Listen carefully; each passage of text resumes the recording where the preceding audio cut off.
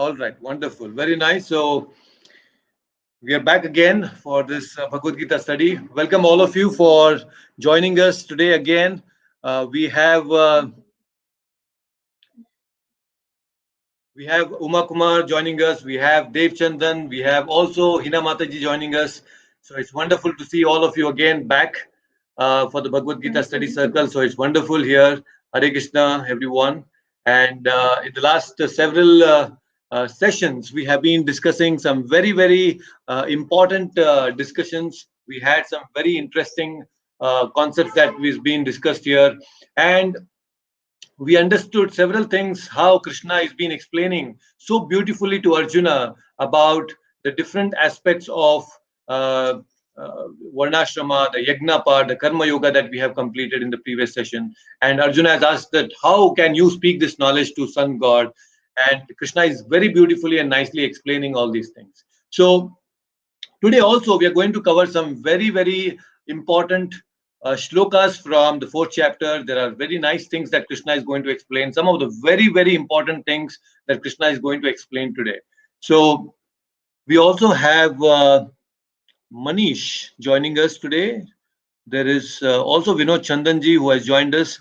So wonderful. Like we generally do, we start our session with the invocation prayers. So let's begin with the invocation prayers. So we have, let me share the screen with you. Let's switch the screens and let's have the invocation prayers.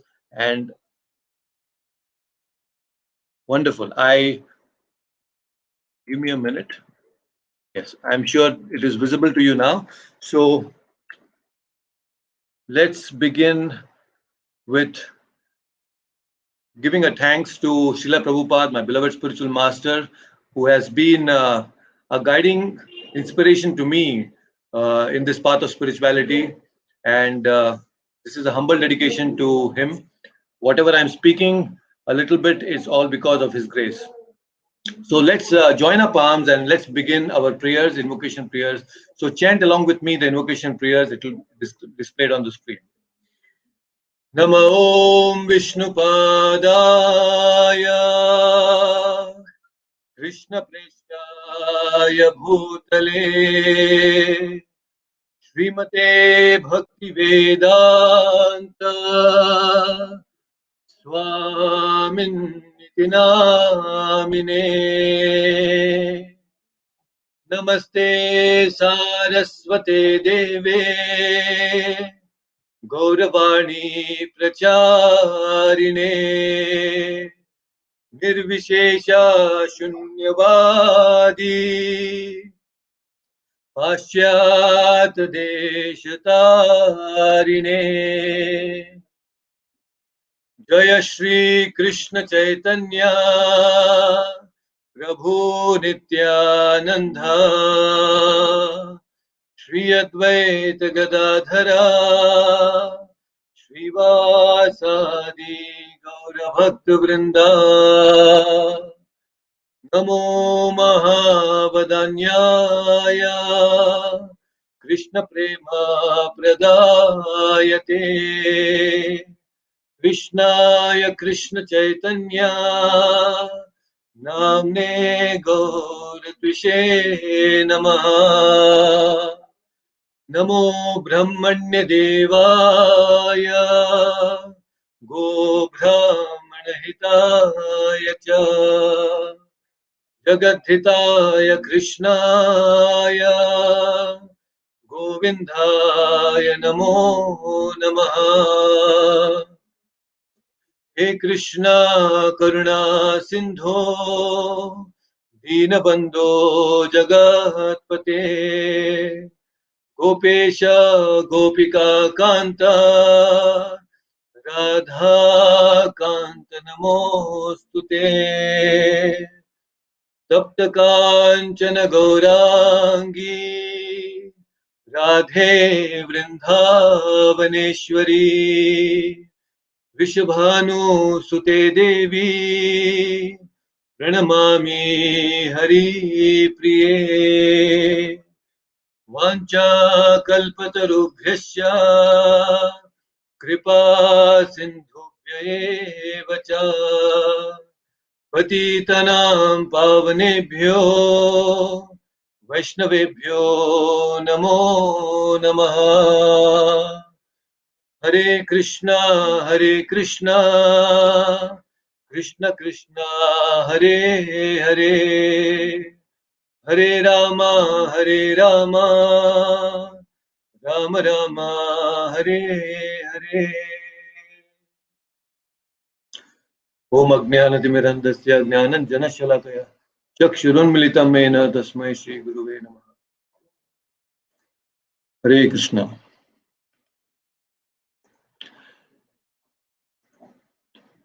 So Hare Krishna everyone, welcome back all of you to the Bhagavad Gita study circle.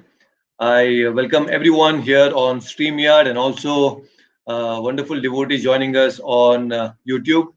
So please make your presence felt by giving some comments there, leaving some comments, and let me know your presence, and that will be really very nice. I'll be glad to have all of you here. I'm already very happy to have all of you here today. So we have some very interesting discussions today. In the previous session, we discussed how Krishna has explained some very nice things, like, there are different degrees to which Krishna reciprocates. He said, Ye etamam prapadyante. As we surrender, that much reciprocation we get from Krishna.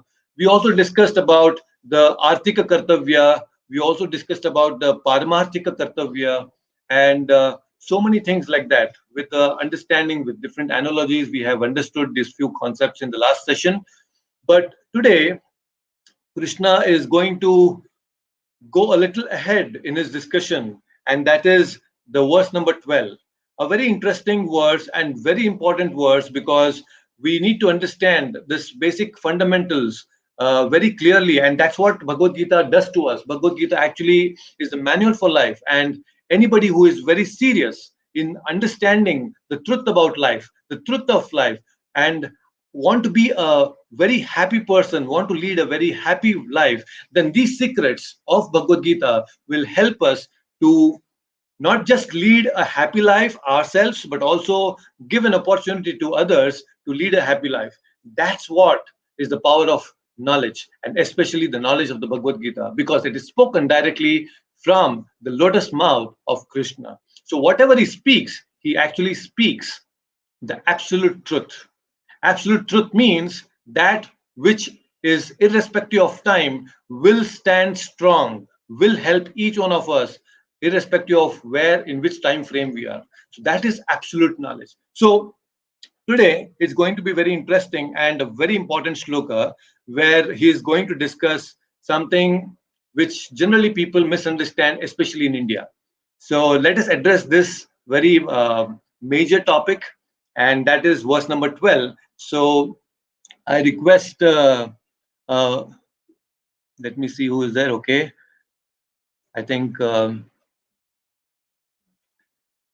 Hina Mataji can come and join and chant the shloka, and let others can participate. I think there is some disconnectivity. Okay, so let's chant the 12th verse, Hina Mataji. So let me display that to you. Verse number 12. Am I audible and can you see the screen? Yes, Prabhuji. Wonderful. So let's chant this verse number 12. Kangshatah karmanam siddhim काङ्क्षन्तः कर्मणा सिद्धिम् yajanta iha devatah यजन्ता इह देवताः Shipram hi manushe loke क्षिप्रं हि मानुषे लोके siddhir bhavati karmaja. सिद्धिर्भवति कर्मजा. Once again, Kangshatah karmanam siddhim काङ्क्षतः कर्मणा सिद्धिम् yajanta iha devatah यजन्ता इह देवतः Shipram hi manushe loke क्षिप्रं हि मानुषे लोके siddhir bhavati karmaja. सिद्धिर्भवति कर्मजा. Wonderful. Please read the translation by yourself. Men in this world desire success in fruitive activities, and therefore they worship the demigods. Quickly, of course, men get results from fruitive work in this world. Thank you. Hare Krishna. Thank you, Mataji. Hare Krishna. All right. So this is a very interesting shloka here now. So Krishna is saying in this 12th verse, Kankshataha means to desire. Karmanam siddhim. Siddhi means to acquire. Once you get the result, the fruit, that is siddhi. So yajanta iha devataha. So there are a lot of people, especially in India, they have this misunderstanding that Hinduism is pantheistic. So if you go to the West, or maybe you go to some extreme Eastern countries, many people think that Hinduism is pantheistic. That means there are a lot of gods. People worship a lot of gods in India. Hinduism is all about pantheism. But whereas you see Christianity, when you see to Islam, it is monotheistic. But it is not true that Hinduism is pantheistic. Now, there are so many devatas, there are demigods, but there is one supreme personality of Godhead. So, there is only one supreme personality of Godhead, even in Hinduism. Of course, Hinduism itself is not a Vedic word. Hinduism is a very recent word that is given to us. But actually, this whole culture, this Vedic tradition is called Sanatan Dharma. It is nothing called as Hindu. There is no word in the Vedas or any scriptures where it is mentioned as Hindu. Hindu is not a word at all. But now, why people say it is pantheistic is because there are so many devatas people worship. Now, in India, especially, every day of the week, people go to different temples of various devatas. Like Monday, they go to Shiva temple, Tuesday, go to Ganesha temple, Wednesday, I don't know because I really don't worship the devatas so much. You must be much aware of all these things. Like Friday, go to Lakshmi Devi, then Saturday, go to Srinivasa Govinda. You see, there is every day different devatas, and there are about 33 crore devatas that is being mentioned. Now you can imagine all these devatas. Krishna is saying iha devataha. Iha devataha means all these different devatas are actually a part of this material world, this material universe. They are not transcendental like Krishna or the Vishnu tattvas. So now iha devataha. So why people go to these devatas? Because they have the desire, kankshataha. They have the desire for acquiring material results. So when they want a very good wife, they go and worship Uma Devi. Then when they want a very good husband, they'll go to Lord Shiva. When they want a lot of strength and take out all the obstacles, then they go to Ganesha. You see, then so many desires they have. When they want some particular dosha to be taken care of, then they'll go do this sarpa yagna dosha and that yagna, that yagna. Whenever pujaris they see certain things and faults in your this thing, they will talk about so many yagnas and pujas and havans to be performed to please a certain devata, and all these devatas will satisfy your fruitive desires. So, in order to get this fruitive results, you go to devatas. Now, what's the problem?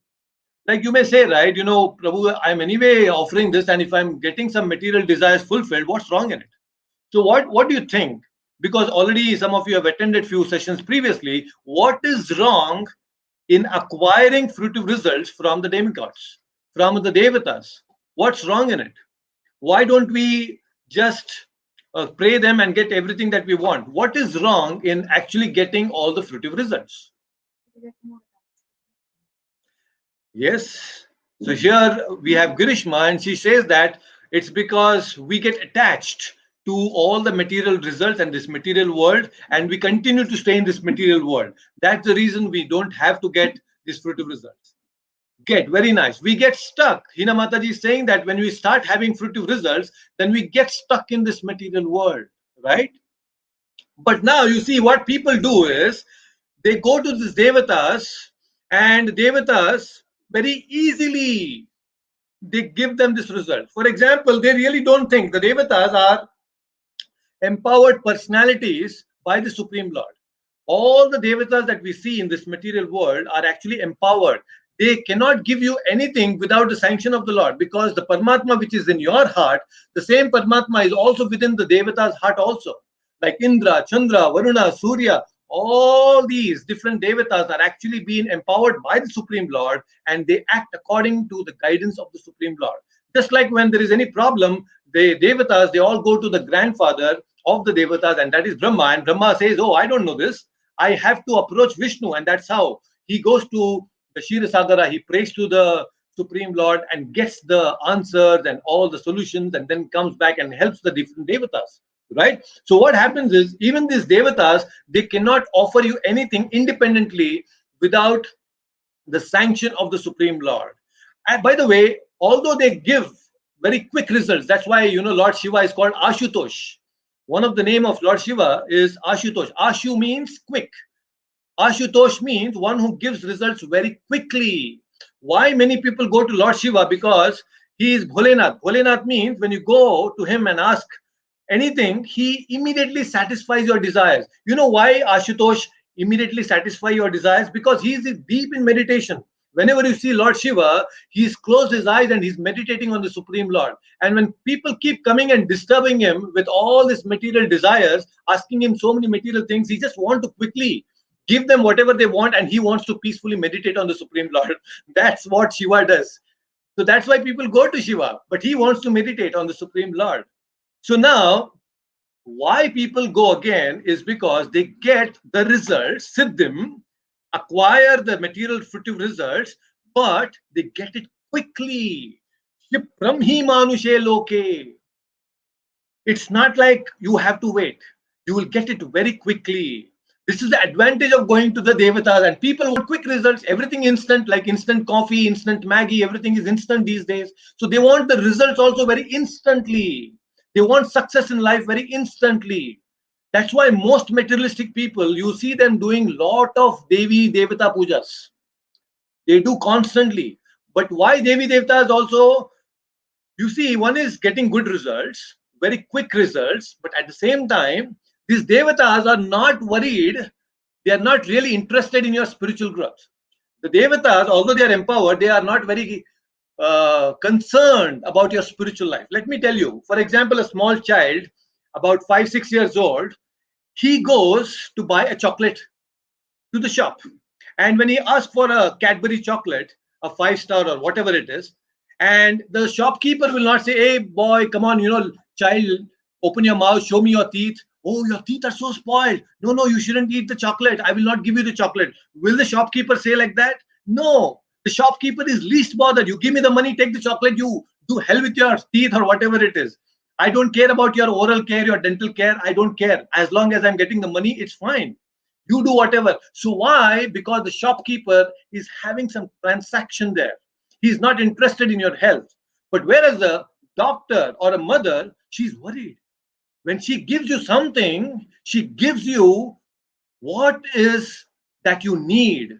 Devatas, they give you what you want, but the Supreme Lord gives you what you need. Many times, foolishly, human beings, we don't know what is good for us. We simply go and ask so many things from the devatas. Give me this, give me good wife, give me car, give me bungalow, give me promotion, give me this designation, give me that designation. We have a whole big lot of desires which has to be fulfilled. And here are the devatas. We have transactions with them and get them fulfilled. And they can fulfill only if your karma bank account is there. They cannot give you anything which is not beyond your karma. If there's something beyond your karma balance is not there, they cannot give you that. Even devatas cannot give you. You see, devatas definitely have some power, but you see, they are not concerned about your spiritual growth, about your spiritual life. But Krishna is not like that. He's Bhavagrhi Janardana. He is very, very nicely concerned about the devotee. He thinks 100 times whether to give this or not give this. Many times when devotees, we approach Krishna for some material benefit, Krishna may not give that. In fact, many times Krishna steals away all the material things from the devotees, because many times when we want to become a billionaire, oh, I want to become a millionaire, my Lord, please help me. Krishna may see, oh my God, he's my devotee. And if he gets to become a millionaire, and after becoming millionaire, people go crazy. When you have a lot of money, then you start engaging in all sensual activities. So when that happens, it leads to forgetting Krishna, and Krishna doesn't want that, because after so many lifetimes, a soul has come closer to Krishna and has accepted his service. He's doing some bhakti towards him. So Krishna will not like anybody, especially his devotee, going away from him. So he's very concerned.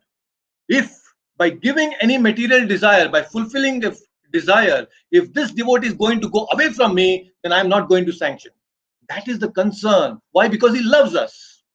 As a Supreme Father, he loves all of us. And he doesn't want the children to go away. You see? Just like Dhruv Maharaj. When Dhruv Maharaj was just 5 years old and he got dejected by his own father and the stepmother, he thought, I want a kingdom which is much bigger than Brahma, his own great grandfather. He said, I want a big kingdom. And he went to the forest to do tapasya so that he can please Lord Vishnu and get a very big kingdom. Now, when 6 months of tapasya was done, Lord Vishnu personally appeared in front of Dhruv Maharaj, 5 years old boy, just imagine. And he has this desire to become the big king. And there, Lord Vishnu says, come on, I'm offering you everything. You have a desire, get it fulfilled. After having darshan of the Supreme Lord Vishnu, this small boy, Dhruv Maharaj, he says, my Lord, I was looking for the pieces of glasses. I was actually hankering for the pieces of glasses. Now, after seeing you, I have got a diamond. If I have got a diamond, why do I care for these pieces of glasses? I don't want any material desires to be fulfilled. But in spite of him getting not attracted to all these material things, Lord said, I will still give you the Dhruv Loka, the pole star. So the Lord was so happy, he gave him. Why did Lord Vishnu give the pole star, the kingdom of whole Dhruv planet, to Dhruva? Is because he understood that now Dhruv Maharaj is not going to get attracted to material opulence. He will not go away from me. I will give him all the wealth. When Prabhupada was in Bengal, when he had a family and he was also doing some business to take care of his family, at the same time doing all the spiritual activities. So it was a time when he was thinking that, oh yes, I should earn a lot of money and then I'll be able to preach Krishna consciousness using that money to a lot of people. Prabhupada had this idea when in his younger days. And then slowly, gradually, Krishna took away all his money, all his position. His business started going down. He became a pauper actually. But then, when he completely depended on the Lord and goes to the West with just 40 rupees to America, preaching to all these hippies, in a span of 1 year, he got some devotees and disciples. And just in 11 years, from 65 to 77, in that span of 11 years, he had a big empire. You see? So what happens is Krishna gives you, when he knows that you're not going to go away from him, he gives you all the material opulences. So that's what he did. Prabhupada used all the Lakshmi in the service of Vishnu. Lakshmi, money, wealth, opulence should be used in the service of the Lord. The moment we start using it for our gratification, that Ravana took away Sita. And what happened to Ravana? Because he took away the opulence, Mother Sita, Lakshmi Devi, he had to face death. So when we want to enjoy wealth ourselves, only for our satisfaction, then it's a big problem. But the same wealth, when it is utilized in the service of Krishna for spreading the mission of the Lord, then it's amazing.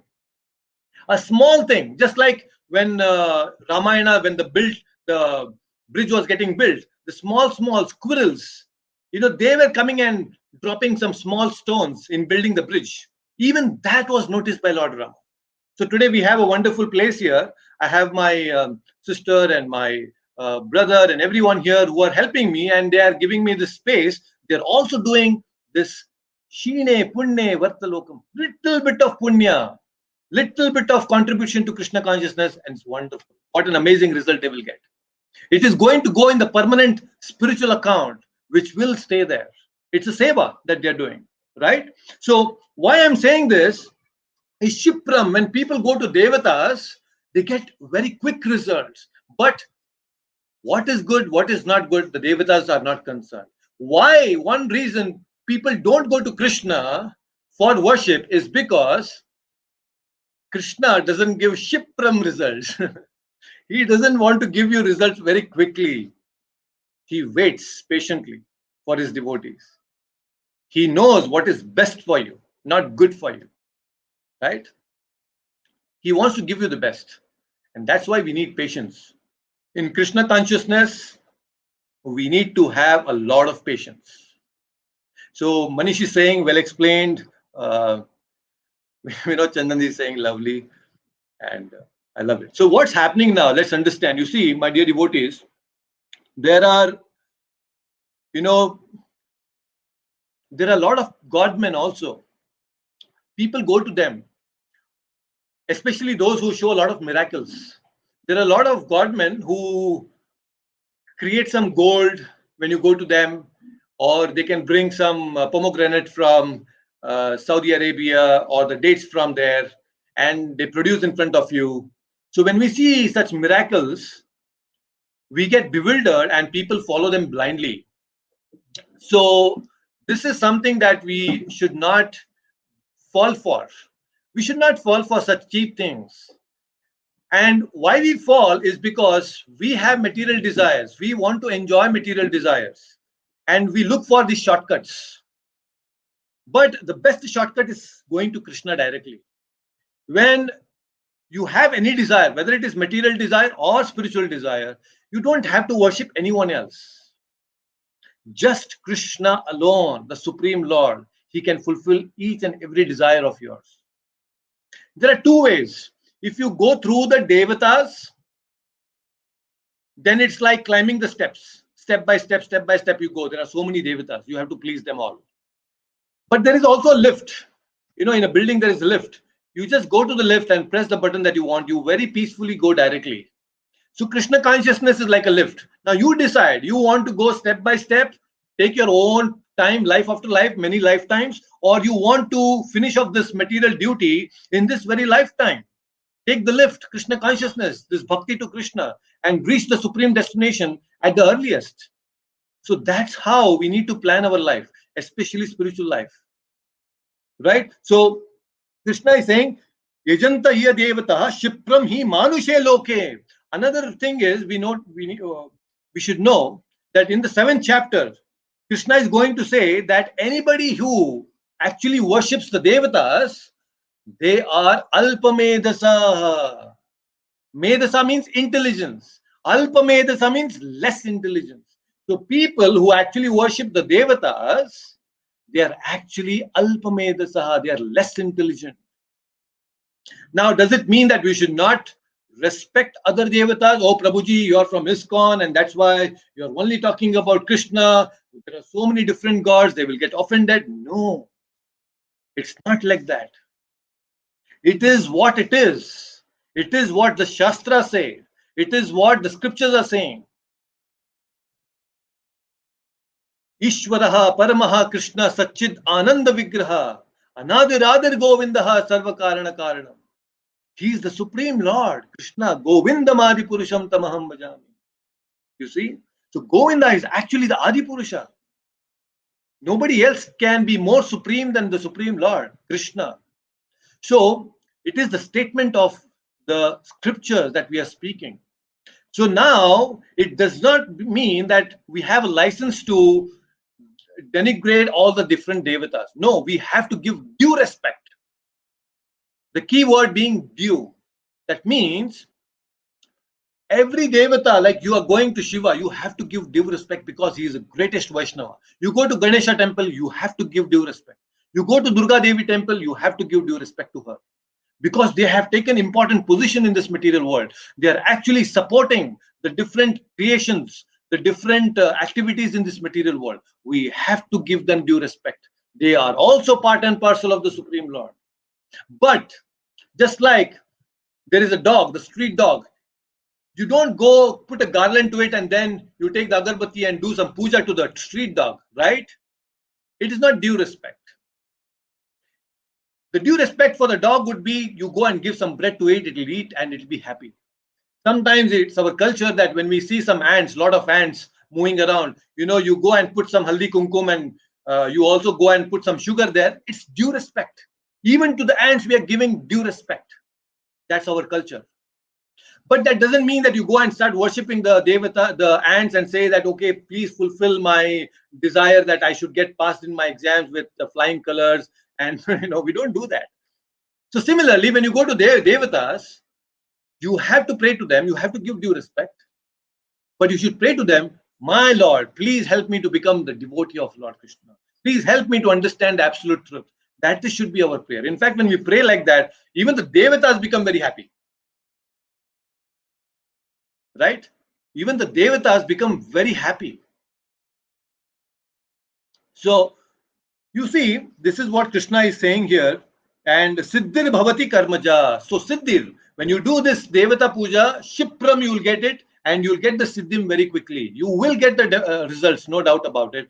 But is that result going to bind you more or is it going to liberate you more? That knowledge will be explained in the Bhagavad Gita. That is what Krishna is doing. Krishna is giving this knowledge so that we become free from all the bondages, even from the bondages of fruitive results. So we don't want fruitive results, right? We don't have to work for fruits all the time. We have to work in accordance with what Krishna wants us to do, right? So, and very nicely, Prabhupada in the purport, he's explaining here that anybody who thinks that the Supreme Lord and the Devatas are on the same level or of the same category, they are actually called Pashandis. Prabhupada is saying such people are called Pashandis in the scriptures. So we cannot equate the Supreme Lord Krishna with all the Devatas, including Brahma and Shiva. You cannot equate Brahma and Shiva to the Supreme Lord Vishnu. If you do that, then you are actually called Pashandi. Pashandi means you are an illiterate person. You are actually an atheist. Pashandi means you are an atheist. You don't believe in God. If you equate, these are the injunctions of the Supreme, our scriptures.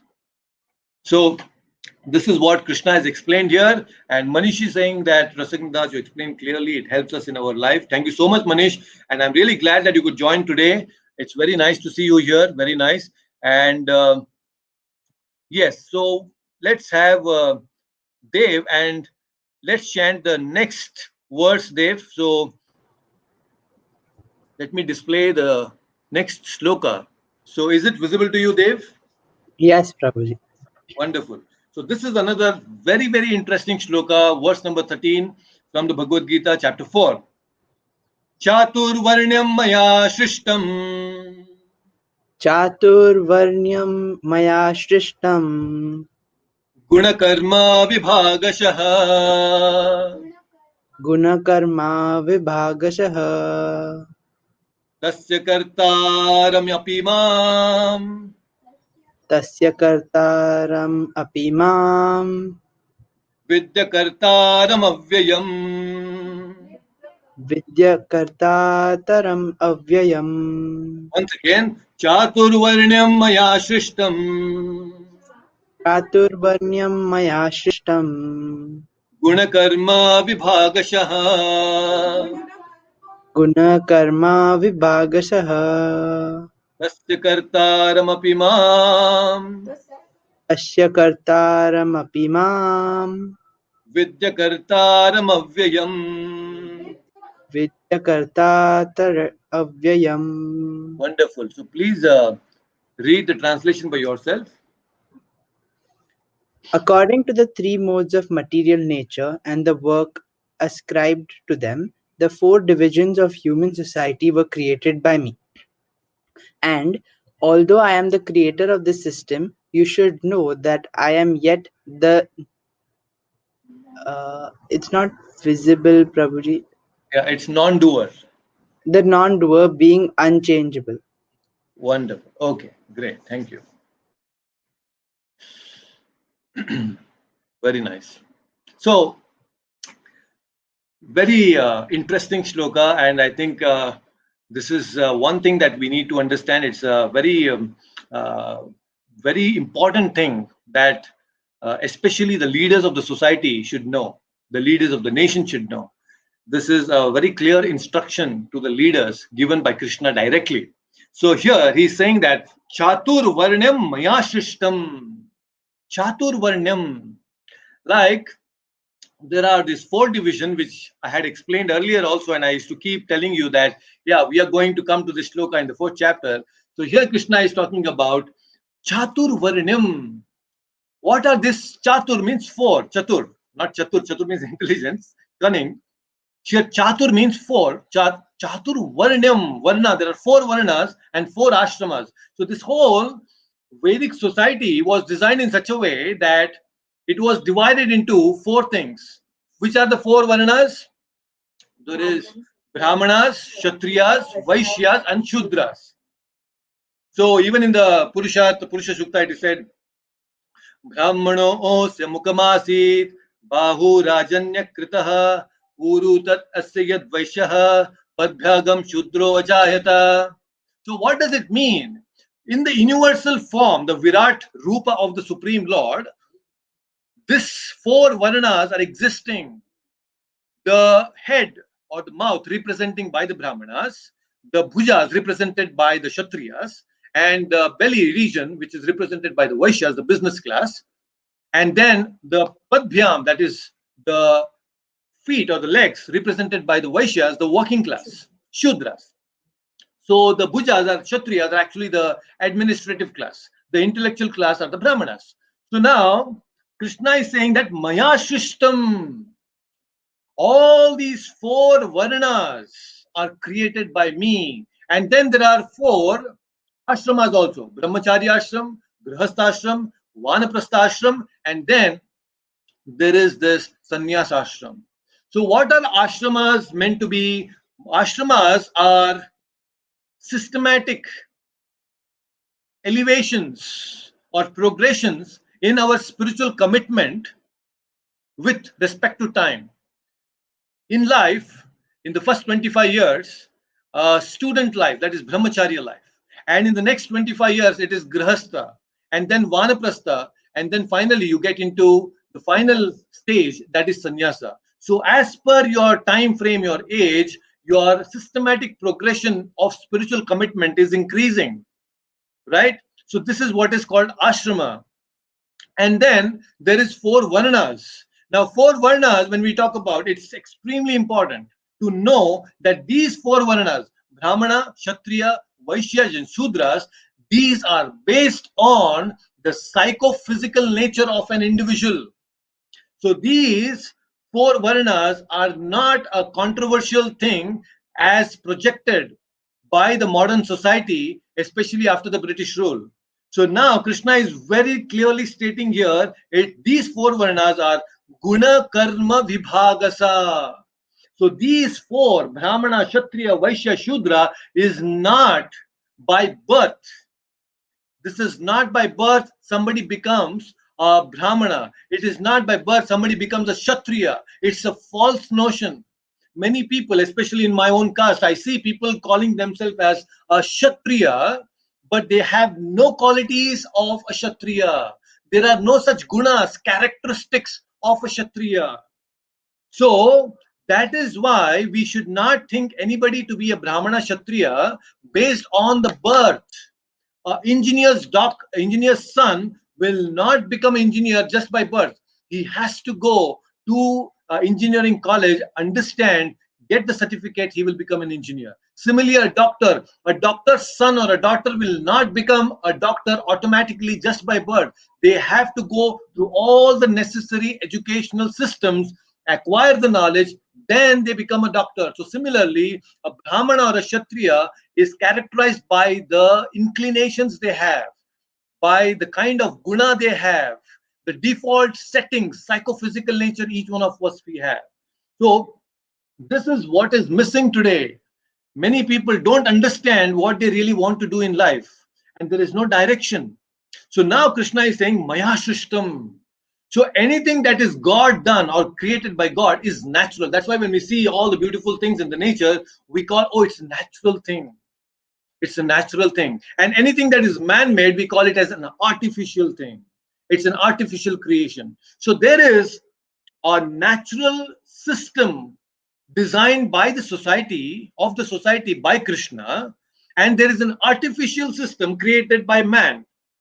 And these artificial systems have created havoc in the society in the name of feminism, in the name of racism, in the name of so many isms. They have created divisions, and there is so much of chaos. And then the caste system that was introduced, this Harijan and the SC and the ST and the lower caste and this caste. In India, this has become a big chaotic situation, and it's a political thing actually. And people have taken undue advantage of this caste system. But we should know very clearly that that is not what Krishna is referring to here. This caste system given by Krishna is a universal thing. It is not just in India. For example, there is the intellectual class, the Brahmanas. Do they just exist in India? No. You go to the USA, you go to UK, you go to Russia, you go to Australia, you will find Brahmanas who are intellectual, who are scientists, who create new things, who are content generators. They constantly write books. They have so many things to do. So they're contributing intellectually to the society. And this class of Brahmanas are all across the world. So Brahmanas exist everywhere. Intellectual class of people exist everywhere, even in Africa. Right? Then you go to Kshatriyas. Kshatriyas also. You see there is defense everywhere. There is military. Every country has its own defense systems. There are soldiers. Right? So there is defense who are like US, UK, any country, they have their own defense systems. So Kshatriyas are also there everywhere, administrative class who take care of the different administration of the countries. So there are Kshatriyas everywhere. We cannot let go of these people. Then what about business people? You see businessmen across the world, right? Businessmen are not just in India. And then finally there is working class, Shudras. They're also working. Working class. You go to America, there are janitors there also. There are people who work, construction workers and this workers, all factory workers. You will find them everywhere. So this division of the society is everywhere properly there, given by Krishna. This is a natural system. But now what's happening is, because of peer pressure, many people take into some careers which they are not inclined to, which they are not supposed to be doing actually, but they end up doing, and they're totally dissatisfied. Somebody is an artist, he wants to be a dancer, somebody wants to be a singer, but then because of the peer pressure, he's told, no, you have to become an engineer, a doctor, and he becomes so frustrated. Especially in India, the parents are so hell-bent, if at all there is any careers, it's only two, doctor and engineer. And all others are looked down upon. And the students who are actually wanting to be a good singer and a doctor, or maybe a photographer or whatever it is, his natural inclination is killed and there is frustration. This is happening in the society. So this is not right. There is so much of frustration that is building up because of not identifying the right varna. Whether it is a man or a woman, we should know what is our varna, what is our natural inclination. Extremely important. Because as long as you don't know what is your natural inclination, you will be dissatisfied. And people are dissatisfied. Just imagine in a company, in an organization, you require intellectual people, administrative people, and working class people. For example, you take a company, there will be janitors there. Now, if you take a janitor and tell him, no, no, you don't do this work, you become a CEO and you run the company, first thing is he will be totally upset with this whole job. He may be getting money, but he will be stressed because he cannot handle. It is not his cup of tea. He cannot. Okay, cup of coffee, because not even cup of coffee, because it's cup of milk, because we don't drink tea and coffee in ISKCON. So you see, it is not just his way of working. A janitor cannot become a CEO. It will be a chaotic situation in the company if he becomes. But that doesn't mean we don't require janitors. He has his role. So similarly, there is somebody who is kind of a managerial person who is an administrative person, and then you ask him to go and do the janitor work, he will become frustrated. He cannot. He cannot work like that. It is completely against his nature.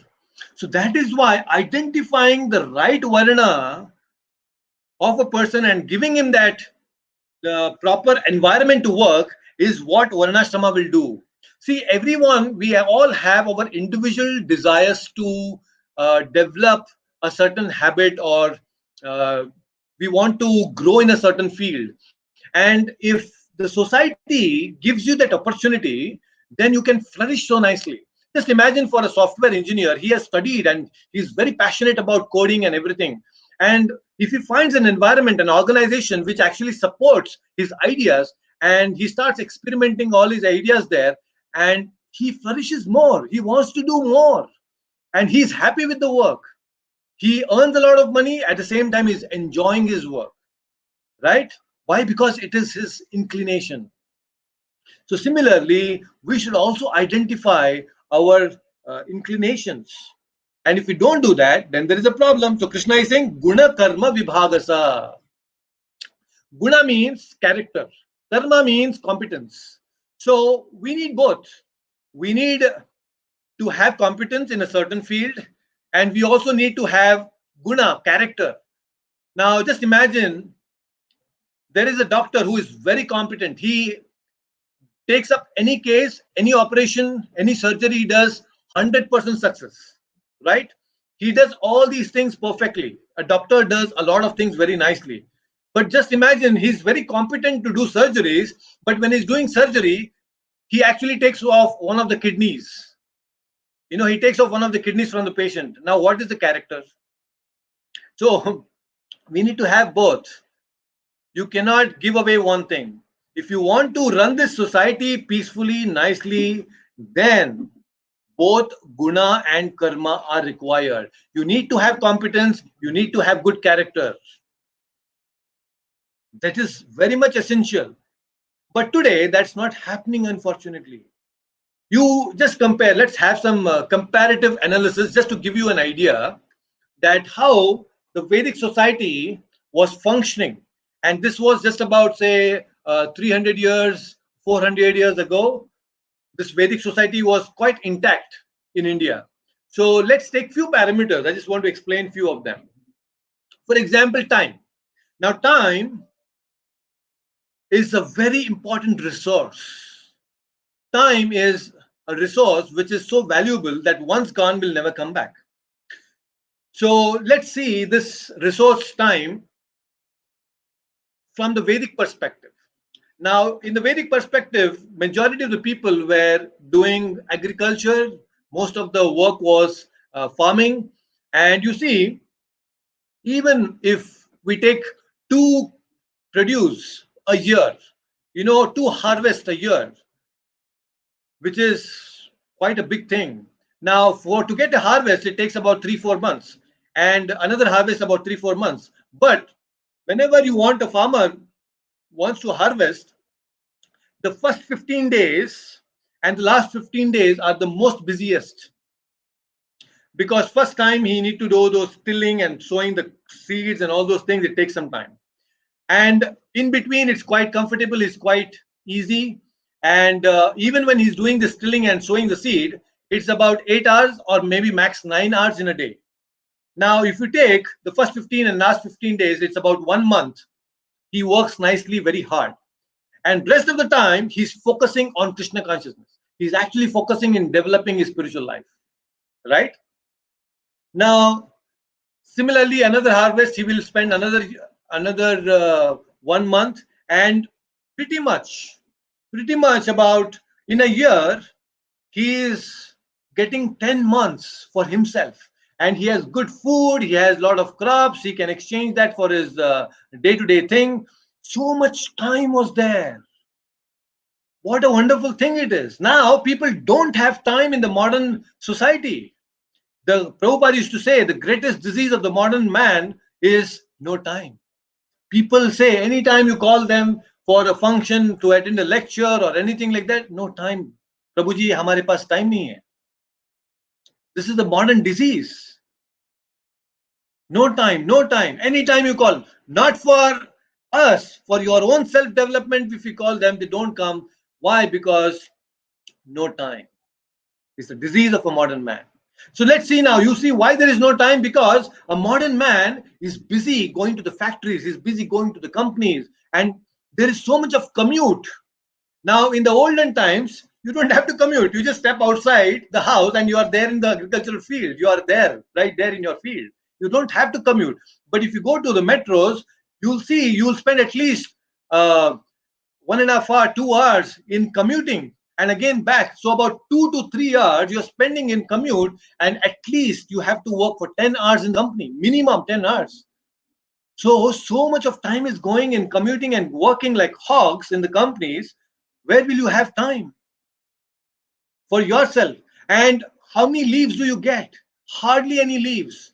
So 5, uh, 10 or 12 maybe in a year, and weekends. So 5 days in a week you are just slogging and slogging and slogging. So where do you have time for yourself? Where do you have time for your family? So time is definitely taken away by all this modern. You're giving your valuable time to the companies and making them rich. You're working for them and making them rich. So that is what is happening.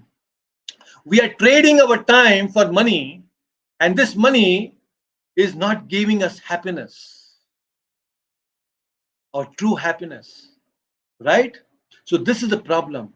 So time wise, definitely Vedic culture was, Vedic society was much ahead. You had so much of time for yourself, so peaceful you were. Now let us take about employment. In terms of the Vedic times, let us take employment. You see, the moment the child reaches about 9 years, 10 years, he is already assisting his fathers. For example, if the father is a Brahmana and he's going to house and perform yajna, so this child at the very young age, about 9 or 10, he's going and assisting his father, and in the process, he's learning through osmosis. Just by seeing his father working in a certain way, he's learning. And at a very young age, he's actually becoming a contributing member of the society. So where is the question of unemployment? So right from the young age of 9 years, 10 years, the family members, the children actually became the contributing members. Children were not looked like burden on the society. Today's parents, they think that children are burden, but children are never burden. You see, in the Vedic society, it was so nice. They were engaged properly. There was no question of unemployment. And then he becomes expert in that field when he grows about, say, 20 years, 25 years, and he takes on his father's business. The same thing with the Kshatriya, the same thing with the Vaishya, and the same thing with the Shudra. They are trained properly. They are trained nicely in a way where they are nicely taken care of about their employment. So this is how children were not looked down as a burden. But today, children are looked down. They are called as a burden. It's because education is taking away so much of money. Parents have to put lakhs and lakhs for education today. You see? And that's why they have become a burden. The parents have to work hard. I mean, even a kindergarten, they have to pay lakhs today. What a joke it is. And you see, in the olden times, they used to have so many children. Our grandparents used to have about 6 children, 7 children, and maybe sometimes 10. And if they lose 1 or 2 children because of some natural death, they wouldn't mind. But today, they just have 1 child, 2 child, and they are also not very healthy. You see, this is what is happening. It's very unfortunate situation. So employment wise, Vedic culture was much, much, much better. Now, there are many other parameters that we can think about. Even relationships, if you take, amazing thing. You know, Vedic times, there was so much of bonding between the people because you had so much time to spend with your children, your wife and husband. There was festivals mean, you know, everybody is together and celebrating. But today, because of nuclear families, there is so much of division that has happened. You see, this industrialization has broken us so badly. Earlier, there used to be one big family and everybody used to be a contributing person. And here, you know, there used to be one mixer grinder or maybe one washing machine. But today, when they have divided the families, the industries have made a lot of money because now they don't have one washing machine. If there are 3 brothers, they will have 3 washing machines. There are 3 mixer grinders. There are 3 fridges. So this is how this industrialization has made people, they have divided the people, and they have conquered all their money. They have taken away the money from the people, and they are taking money from them. There used to be one big farmland. They have divided that land, and now they are destroying that land. So these are all wrong things. So Vedic society was very, very nicely designed. That's why it's a natural system. We need to follow this natural system given by Krishna. Right. Okay, so now you see there is a very interesting thing. So guna karma vibhagasa tasya kartaram apimam. So let me see if I have missed out some important points. So like I told that we need both. We need character, we need competence. So this is what this Krishna's natural system will give us. It will give you that environment to build your character. But today, that environment is not there, especially for children. In the name of education, actually, the schools have become slaughterhouses. The schools are slaughterhouses. They are assassinating the character of the children. I know personally there are so many international schools, children from international schools like DPS and all, just 9th standard, 10th standard, and they are into drugs. And they know the details of the drugs. Can you imagine? There are so many students like that. So complete character assassination is happening by the so-called education. Education means character building. But today's education is all about, earning money, and why parents are sending to the school so that, oh, you will make a lot of money in the future. They are not worried about what will be the character of a child, but they are worried about how much more money can I get or you get, because I am investing so much money in your education. You have to work hard, you have to slog very hard, and then you have to earn a lot and then give back to the parents. This is the expectation of the parents today. Killing the society, killing the natural inclinations of the children. So this is not the Vedic system. This is not the Chaturvarnam that Krishna wants to give us. Krishna has created a wonderful natural system. So let's follow this. Let's understand this system. It's extremely important. Very, very important. So we should not go against this.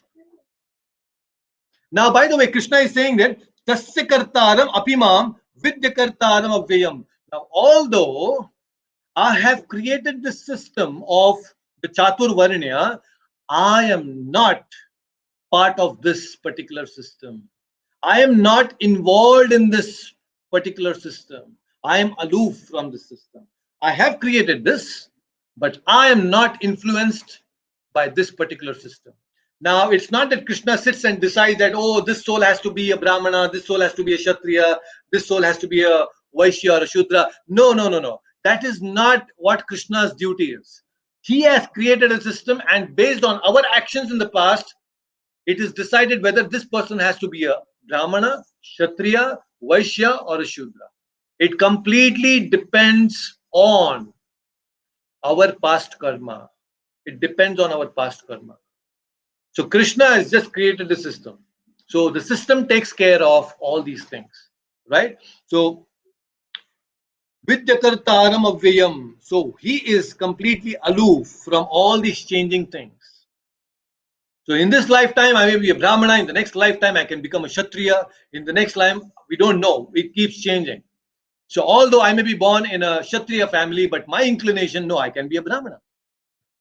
Right? So I think this is one very important thing that the teachers, if not the teachers, especially the parents, at least the parents, should identify the psychophysical nature of a child right at the beginning stage. When the child is just about 5 years to 10 years, this is a good time phase to understand the natural inclination of a child. If we can do that as parents, identify the psychophysical nature and accordingly give direction to the child, he will be extremely successful, he or she. They will be extremely happy in what they are doing. But today, because this is missing, the children are frustrated. Just imagine if the children are so frustrated, what happiness can we expect in the society? Children are supposed to be a source of joy. But today, you see, they're carrying so much of burden, a huge weight on their shoulders. carrying the big bags and going to the schools and simply mugging up, putting all that stuff here and just vomiting during the examination, and they are called intellectuals because they get 90-95%. No, that is not intelligence. Character building is real intelligence. If we cannot do that, then what's the point?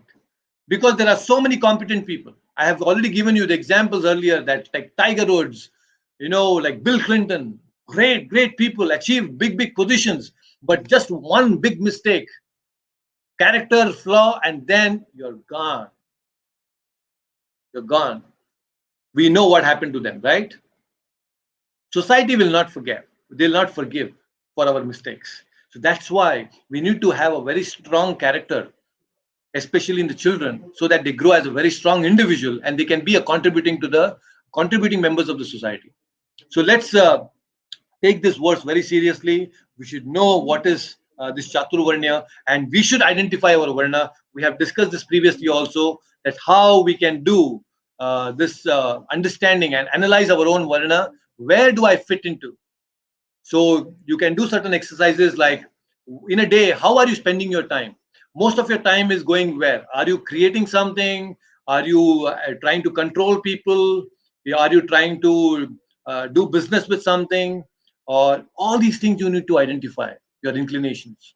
So you see in a day, where is your thought involved most of the time? And based on that, you need to incline and give direction to yourself and to others also, especially your children. Right? So if there are any questions, you can leave them in the comment section. And let's go to the next verse. I think we can cover a few more very interesting verses. So let's see what Krishna is going to say in the next 14th verse. So we have, so let me call Vinod Chandanji. You can unmute yourself and let's chant the next verse. That is 14th verse. I hope the screen is visible to you, Vinodji.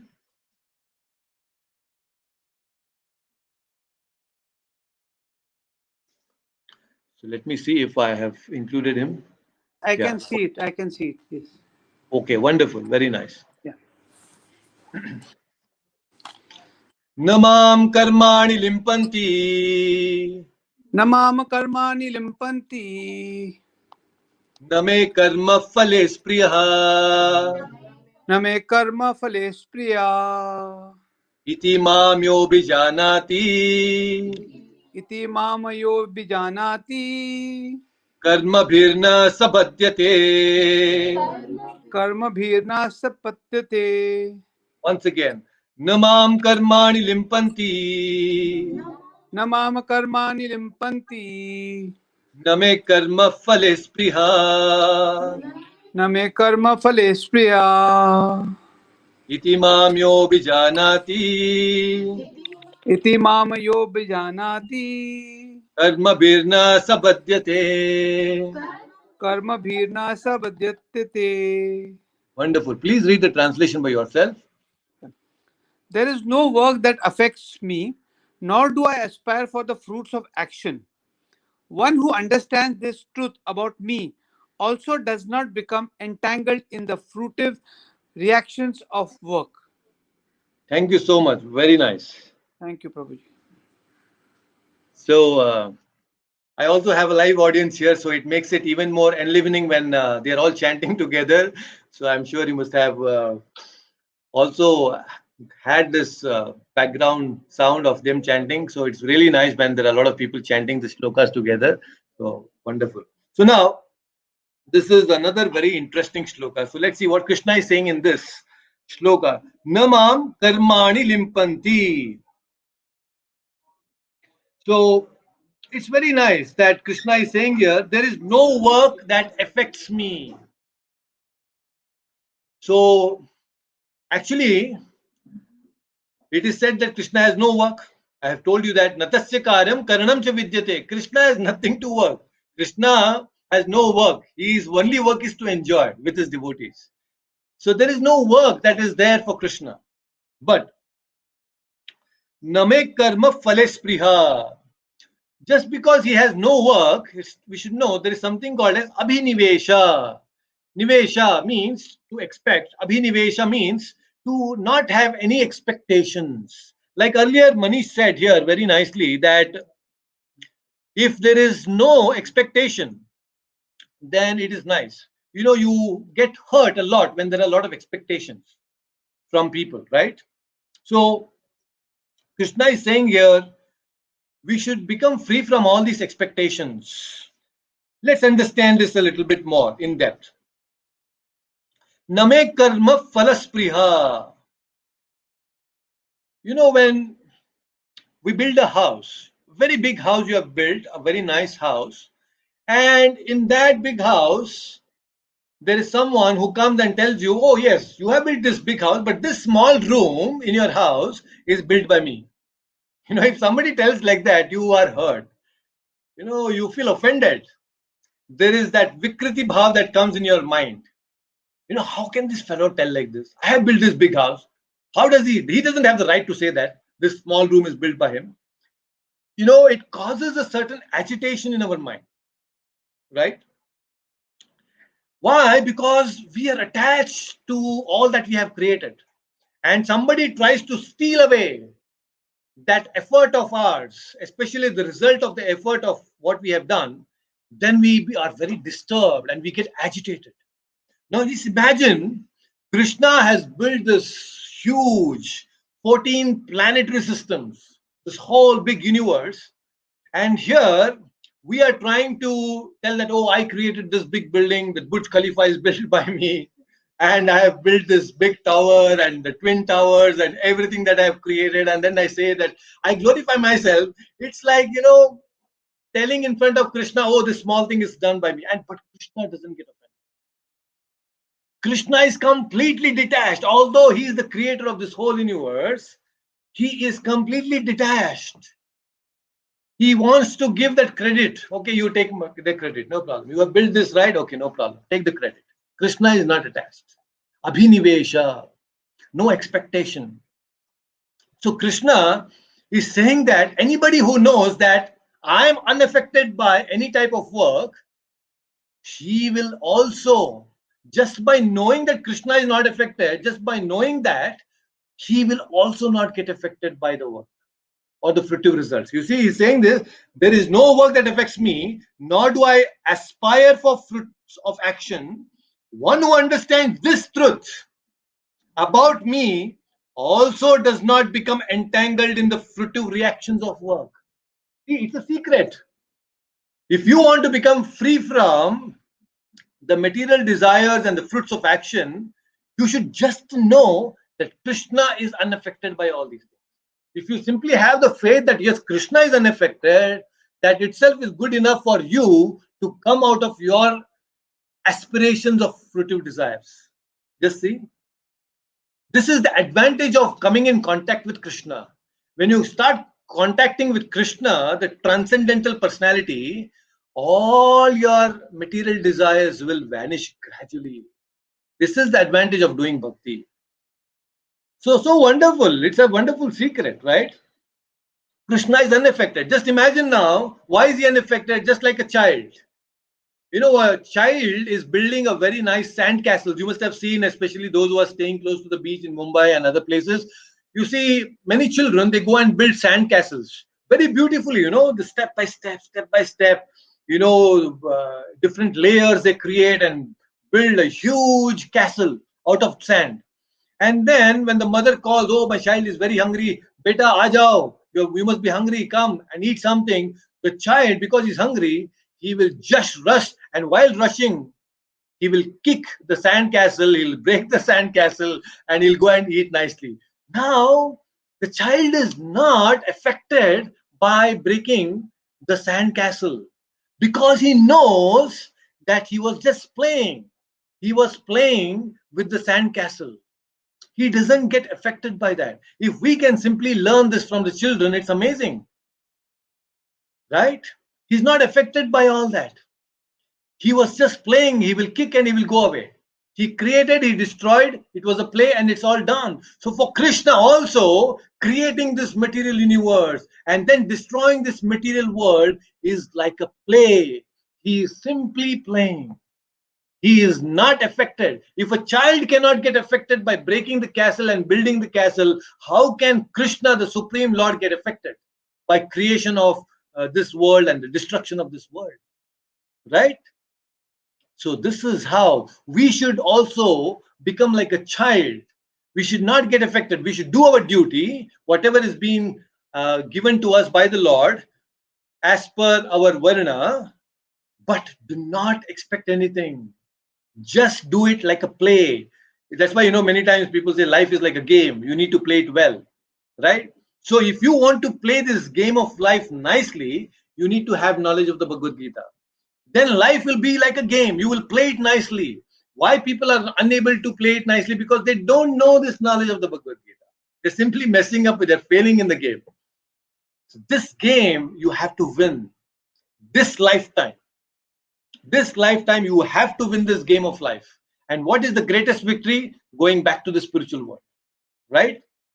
So Krishna is saying that we don't have to become attached here, number one. And then at the same time, here Krishna is saying that we should know Krishna is reciprocal. Earlier also I had mentioned this. Krishna is reciprocal. He reciprocates. So to our desires, he will reciprocate. So let's understand this Krishna's mercy, and let's also equally try to reciprocate to Krishna. That will make us free. Many times, when we talk about principles are quite neutral. The principles of force are quite neutral. Like, for example, gravity. Now, the gravity, you stand on the top floor and then you throw a piece of cloth, you throw a piece of stone, any object, or you throw yourself. You shouldn't be doing that. But if you do that, we all equally fall, because the law of gravity is neutral. It doesn't discriminate whether it is a stone, whether it is a person, whether it is a cloth. It will just pull you down, right? But when it involves a person, we deal differently. We are not neutral, we are reciprocal. People are reciprocal, but principles are neutral. So we may talk a lot of principles here, which are neutral, but actual dharma, especially when dealing with Krishna, it's quite reciprocal. Dharma is very complex. It's not so easy. So Krishna is transcendental. You need to get attached to him and you become transcendental. This is the secret here Krishna is sharing. It's very, very important. And for that, by doing so, you will become free from your karmic bondage. The more you get attached to Krishna, the more you're becoming free from your karmic bondage. Now, for example, another very beautiful analogy I want to give you. People, because they don't understand this principle, they mess up with their life. When you must have seen, especially in the olden days, people used to go on bullock carts. Now, when they're going in bullock carts, there is a bull that is tied with a rope, and the rope is actually crossing through the nose. It's tied to the nose, the noose. So it's tied to the nose, and the driver, when he actually pulls the left side of the rope, and it pulls the left side of the left nostril of the cow or the bull, then it actually moves left. It knows, okay, this is an indication that I need to move left. Then right, then you go right. Now, if the bull doesn't understand this indication and simply continues to go forward, then what happens? Then the driver will whip. He will take a rope and he will whip. He'll get a nice beating, and then he will go straight, again left or right. So similarly in life, when Krishna has given very clear indications, yes, this is what you need to do. Go left, go right, go straight. Just follow. Just follow this. If you don't follow, then Krishna will whip. Okay, now you will get this. Unless we understand what is right, what is wrong, Krishna is going to give whip. Maya is going to kick us again. So this is important. That's why these principles are important to understand. We should know, we should get these directions. Right? So we have some more time. Let me see if we can cover one more shloka. So I think one more shloka we will cover, and then we'll open up for Q&A. So be open for Q&A today. We will have some time for Q&A.